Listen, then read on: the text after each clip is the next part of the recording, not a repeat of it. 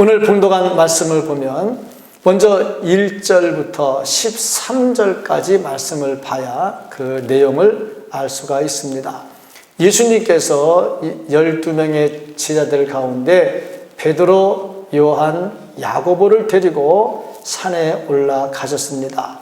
그 산 위에서는 아주 신령한 일들이 벌어졌고요. 산 아래에서는 귀신 들린 사람을 고치지 못해가지고 아주 난장판이 됐습니다. 산 위와 산 아래가 아주 완벽하게 구분되는 모습을 볼 수가 있습니다. 이것처럼 우리가 사는 이 세상은 정말 여러 가지 불편한 일들이 많이 있습니다. 그렇다면 우리는 과연 이 땅에서 어떻게 살아야 될까? 이 산 위에서 일어나는 광경을 보고 이 땅에서는 어떻게 살아야 될까? 오늘 본문 말씀이 우리에게 주시는 메시지가 뭔가 말씀을 상고하기를 원합니다. 이 말씀 속에서 하나님께서 우리에게 주시고자 하시는 말씀이 심령 속에 깊이 박혀질 수 있기를 주님의 이름으로 축복합니다. 먼저 이 말씀을 통해서 산 위에서 일어난 일들입니다. 산 위의 모습이 어땠는가? 예수님께서 베드로와 요한과 야고보를 데리고 산에 올라가셔서 기도하시는데 이상한 신비적인 현상이 나타났습니다. 그 자리에 모세가 나타나고 엘리야가 나타났습니다.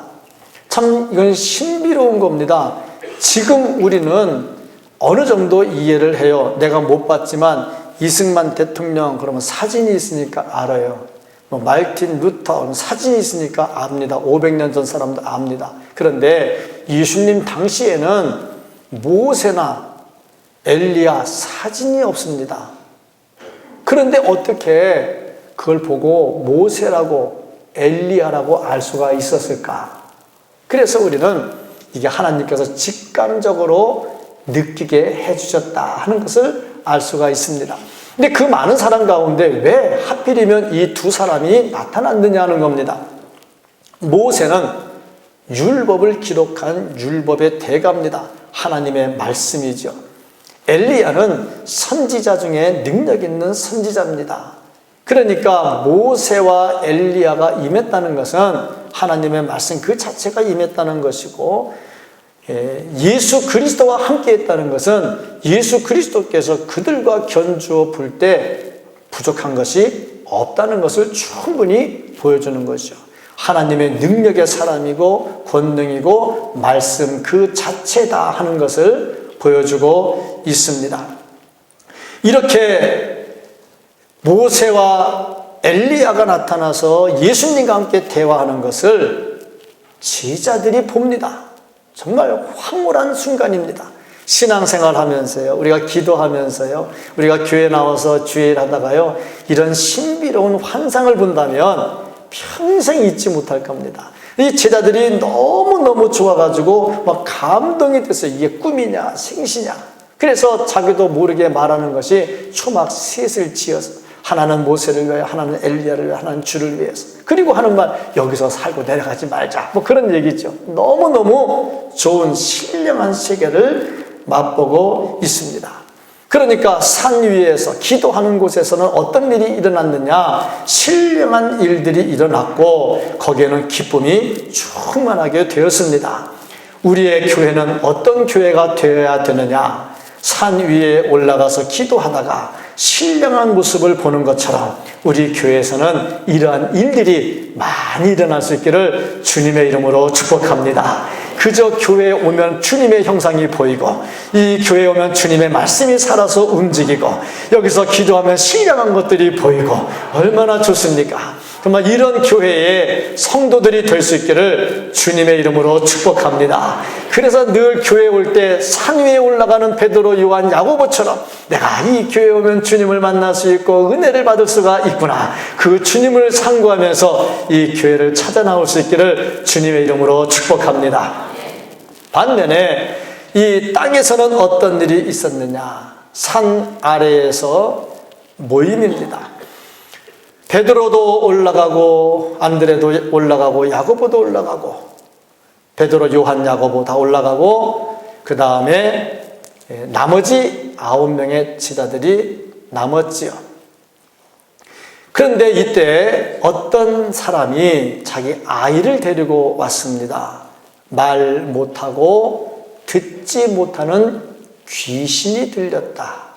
그러니까 귀신이 들려가지고 말도 못하게 하고 듣지도 못하게 하는 거예요. 그런데 보니까 그냥 단순히 그런 게 아니라 갑자기 침을 흘리고 거품을 물고 이를 갈고 막 쓰러지고, 그 보니까 간질병 같아요. 간질병 환자 같습니다. 이 데리고 왔는데, 데리고 온 이유가 뭐냐면 예수님이 계실 줄 알고 예수님께 고쳐달라고 데리고 온 겁니다. 근데 요즘같이 뭐 핸드폰 있는 시대도 아니고 뭐 예약할 수 있는 것도 아니고 그냥 계시겠지. 그리고 왔는데 뭐 우리말에 가던 날이 장날이라고 그날따라 또 예수님이 안 계시네. 그러니까 왔다가 그냥 갈 수는 없고 또 예수님 또 언제 오실지도 모르고, 그래서 제자들에게 부탁을 합니다. 귀신을 좀 쫓아내달라. 그러니까 제자들이 알았다! 바로 대답을 합니다. 이유가 뭐냐면 예전에 마태복음 11장 말씀을 쭉 보면 이들이 귀신을 쫓아내고 병 고치는 능력을 주님께로부터 이미 받아가지고 고친 적이 있습니다. 그러니까 자신 있게 알았다 하고 귀신을 쫓아내려고 했는데 귀신이 나가지를 않습니다. 이로 인해서 소동이 일어났습니다.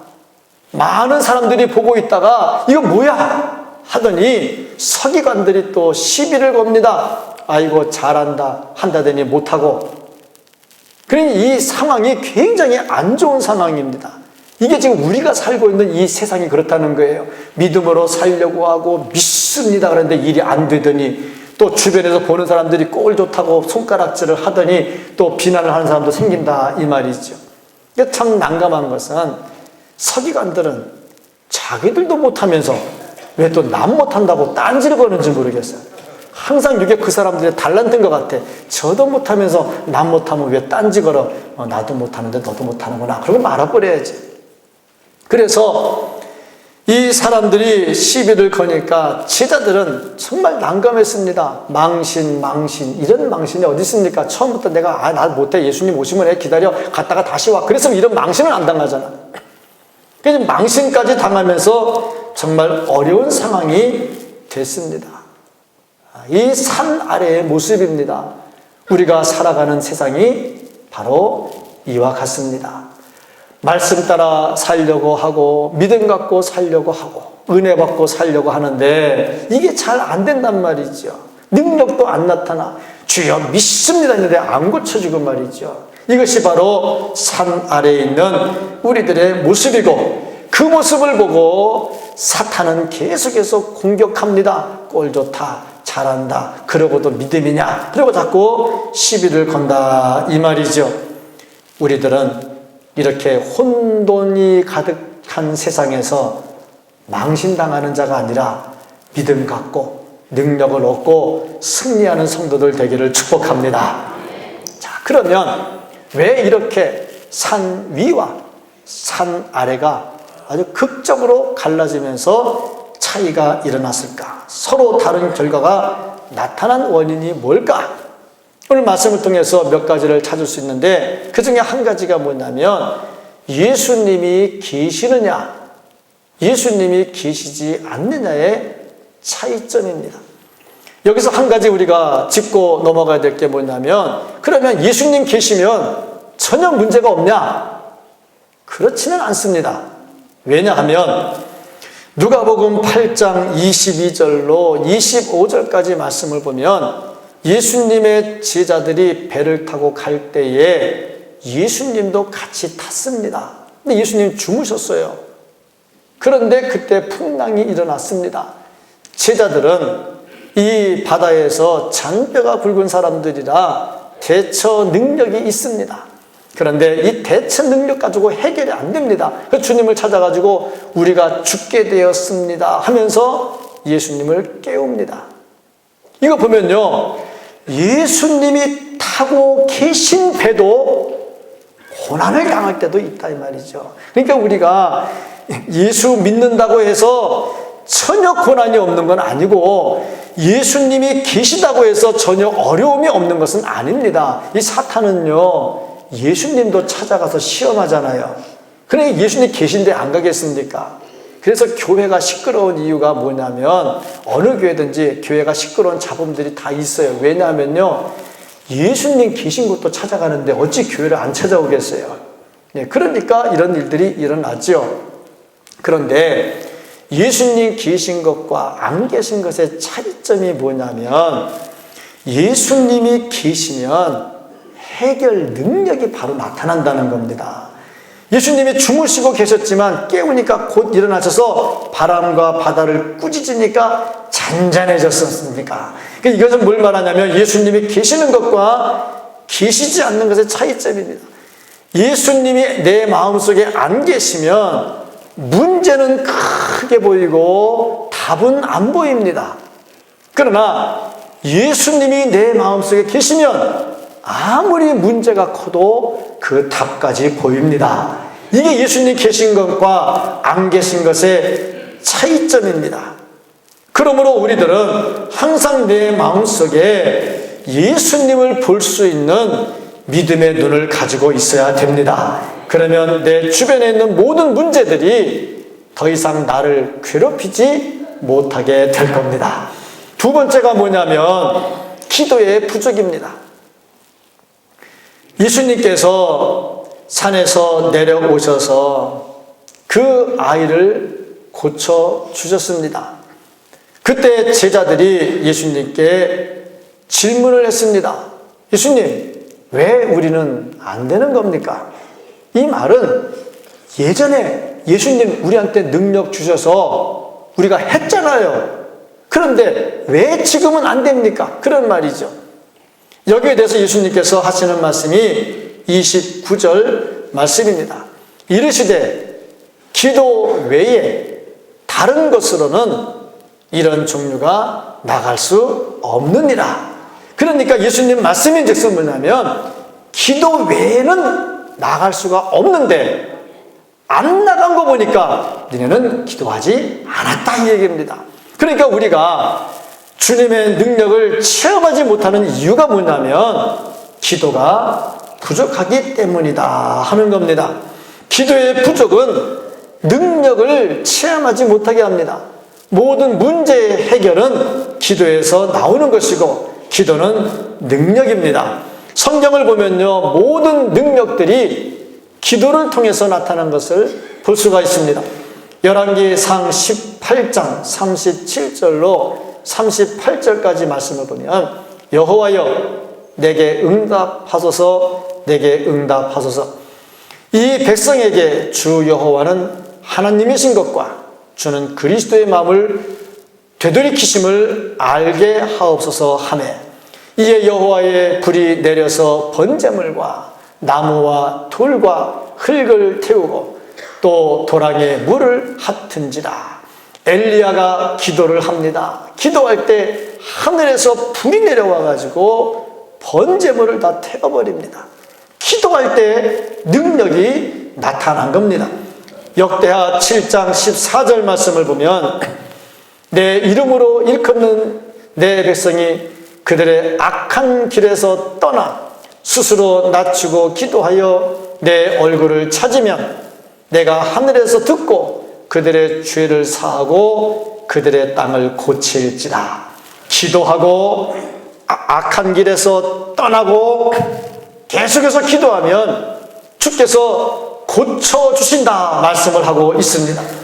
역대하 30장 19절 20절 말씀을 보면, 결심하고 하나님 곧 그의 조상들의 하나님 여호와를 구하는 사람은 누구든지 비록 성수의 결례대로 스스로 깨끗하게 못하였을지라도 사하옵소서 하였더니 여호와께서 히스기야의 기도를 들으시고 백성을 고치셨더라. 기도를 들으시고 고쳐주시는 겁니다.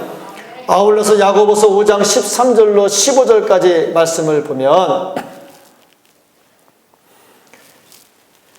너희 중에 고난은 당하는 자가 있느냐?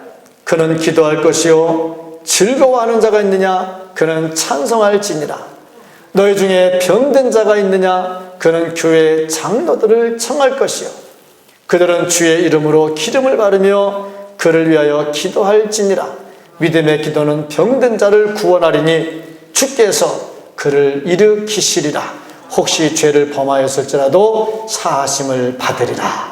믿고 기도하고 서로 위해 기도하면 병 고침의 역사, 능력이 나타난다는 겁니다. 사도행전 12장 5절 이하에 보면요, 베드로가 감옥에 갇혔을 때에 성도들이 기도합니다. 그때 베드로가 감옥에서 기적같이 탈출을 하게 됩니다. 바울과 실라가 감옥에서 기도합니다. 그때 감옥의 문이 열립니다. 이것은 무엇을 말하느냐 하면 기도할 때 능력이 나타난다는 것이고, 능력을 체험하지 못하는 이유가 뭐냐면 기도하지 않기 때문이다 하는 겁니다. 기도는 능력이고요, 기도는 확신이고요, 기도는 축복입니다. 기도해야 되는 거죠. 어느 분이 쓴 글을 봤는데 뒤지는 하늘을 안 쳐다본대요. 혹시 사진 중에 뒤지가 고개를 툭 들고 하늘을 보는 그림 있으면 저한테 하나 선물을 해주시면 이거 틀렸다 그리고 제가 말을 할게요. 근데 어느 분이 쓴 글에 그래요. 뒤지는 하늘을 안 본대. 맨날 땅만 보고 먹을 것만 본대. 그런데 뒤지가 하늘을 볼 때가 있대요. 그건 뭐냐 그랬더니 병들어 자빠지면 그땐 하늘을 본대. 그렇잖아요. 병들어 자빠지면 하늘이 보일 거 아닙니까? 그러면서 뒷말이 참 찐찐한 뒷말을 했어요. 성도들이 평상시는 하나님 안 쳐다보고 있다가 병들어 자빠지면 그때 하나님 쳐다본다. 좀 찐찐하고 마음이 좀 걸리더라고요. 아쉬워야 하나님 찾는다. 좋을 때는 안 찾는다. 뭐 그런 얘기를 빗대어서 한 것 같아요. 가만히 보니까 역시 우리의 삶에 있어서 기도하는데 어려울 때만 기도하지 말고, 그래도 이제 감사한 게 어려울 때라도 기도하니 얼마나 이뻐. 그래도 기도하잖아. 안 하는 것보다는 낫잖아. 그래도 이뻐. 그래도 이뻐. 이쁘다는데 아멘도 안 하는 거 보니까 그나마도 안 이쁜 사람들 그래도 이뻐. 근데 더 이쁘려면 평상시 기도하자 이 말입니다. 교회는요, 기도가 있어야 교회가 살아나고요, 기도가 있어야 능력이 나타납니다. 물론 개인적으로 집에서 다 기도하십니다. 충분히 기도합니다. 그러나 개인적 기도도 중요하지만 모여서 하는 기도는 더 뜨거워집니다. 심야기도, 새벽기도, 구역기도 다 모여가지고 기도하면요 뜨거워지죠. 산 아래에서 왜 문제가 생겼느냐? 기도하지 않는 거예요. 제가 조금 전에 뒤지 얘기하면서 어려울 때만 기도한다고 그랬잖아요. 어렵지 않을 때 기도해야 돼요. 열심히 기도해야 됩니다. 그래야 이 땅에서 기적을 체험하고 능력을 체험하면서 살 수가 있습니다. 기도하는 성도 되기를 축복합니다. 아울러서 세 번째 보면요, 확신이 없어요. 이 땅에서 이렇게 시끄러운 이유가 확신이 없어요. 지금 이 아이의 아버지가 귀신 쫓아내서 말 못하고 듣지 못하는 거 고쳐달라고 왔는데 제자들이 있고 예수님 안 계셔서 안 고쳐지니까 막 낙심이 됐어요. 그런데 예수님이 뜻하지 않게 짠 하고 나타난 겁니다. 그러면 이 사람의 마음이 어때야 됩니까? 와, 이제 오셨구나. 지금까지 안 와가지고 문제가 해결이 안 됐는데 지금 예수님 오셨구나. 와, 좋다. 예수님, 이 좀 빨리 고쳐주세요. 이래야 말이 되는 거 아닙니까? 그런데 오늘 말씀을 보면 22절, 귀신이 그를 죽이려고 불가물에 자주 던졌나이다. 지금 자기 상황을 설명하는 거예요. 그러나 무엇을 하실 수 있거든. 이게 예수님께 하는 말이에요. 뭘 할 수 있거든. 그럼 이 말은 뭔 말이요? 못하기도 하겠네? 그런 말 아닙니까? 확신이 없는 거예요. 확신이. 예수님께 애 데리고 온 건 고쳐달라고 왔는데 예수님이 오셨는데도 확신이 없어요. 뭘 하실 수 있거든. 예수님이 언짢았지요. 23절 예수께서 이르시되 할 수 있거든이 무슨 말이냐. 확신을 심어주잖아요. 그러니까 24절에 바뀌어집니다. 곧 그 아이의 아버지가 소리를 질러 이르되 내가 믿나이다. 확신이 생기잖아요. 왜 이 땅에 능력이 나타나지 않습니까? 믿노라 하면서도 확신이 없어요. 확신이 없으니까 능력이 안 나타나는 겁니다. 사람들은 좋은 거를 보면 놓치기 싫어하고 좋은 데 있으면 떠나기 싫어해요. 예수님의 제자들도 마찬가지였습니다. 산 위에 신령한 세계를 보니까 너무 좋아서 초막셋을 짓고 여기 살자 내려갈 생각을 안 하는 거예요. 그러나 하나님의 마음은 신령한 것을 봤으면 내려가라는 거예요. 내려가서 신령한 것을 다 잊어버리고 살지 말고 이 혼돈의 세상에서 신령한 것을 본 그 모습을 가지고 그 능력을 가지고 이 세상에 살기를 원하는 것입니다. 주님은 그걸 원하세요. 그러니까 우리는 어떤 사람들이냐? 교회에 와서 말씀과 기도와 찬양 속에 신령한 것을 봐야 되고 신령한 것을 소유해야 되고 이걸 가지고 다시 내 직장과 가정과 일터로 가서 그것을 품으면서 풀어주면서 살아야 되는 거죠. 이게 진정한 그리스도인의 모습입니다. 그런 의미에서 우리는 산 위의 신분을 가지고 산 아래를 살아가고 있는 양쪽을 연결하는 하나님의 대사들이라 그렇게 말할 수가 있습니다. 이 과정을 통해서 기도하고 확신하고 나가면 분명히 큰 능력이 우리에게서 나타나게 될 것입니다. 요한복음 16장 23절 24절 말씀을 보면은 그날에는 너희가 아무것도 내게 묻지 아니하리라. 내가 진실로 진실로 너희에게 이르노니 너희가 무엇이든지 아버지께 구하는 것을 내 이름으로 주시리라. 지금까지는 너희가 내 이름으로 아무것도 구하지 아니하였으나 구하라 그리하면 받으리니 너희 기쁨이 충만하리라. 구하면 받고 받으면 기쁨이 충만하게 될 것입니다. 기도는 능력입니다. 기도는 능력입니다. 기도는 능력입니다. 기도를 통해서 능력을 소유하시고 능력으로 산 위의 모습을 가지고 이 산 아래에서 승리하며 살아가는 우리 모두가 될 수 있기를 예수님의 이름으로 간절히 축복합니다. 아멘. 기도하겠습니다.